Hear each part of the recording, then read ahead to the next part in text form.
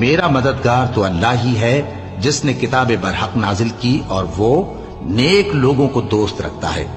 اور جن کو تم اللہ کے سوا پکارتے ہو وہ نہ تمہاری مدد کی طاقت رکھتے ہیں اور نہ خود اپنی ہی مدد کر سکتے ہیں، اور اگر تم ان کو سیدھے رستے کی طرف بلاؤ تو سن نہ سکیں، اور تم انہیں دیکھتے ہو کہ بظاہر آنکھیں کھولے تمہاری طرف دیکھ رہے ہیں مگر فی الواقع کچھ نہیں دیکھتے۔ اے نبی، عفو و درگزر اختیار کرو اور نیک کام کرنے کا حکم دو اور جاہلوں سے کنارہ کر لو،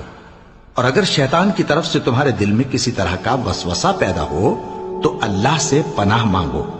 بے شک وہ سننے والا ہے، سب کچھ جاننے والا ہے۔ جو لوگ پرہیزگار ہیں جب ان کو شیطان کی طرف سے کوئی وسوسہ پیدا ہوتا ہے تو چونک پڑتے ہیں اور دل کی آنکھیں کھول کر دیکھنے لگتے ہیں، اور ان کفار کے بھائی انہیں گمراہی میں کھینچے جاتے ہیں، پھر اس میں کسی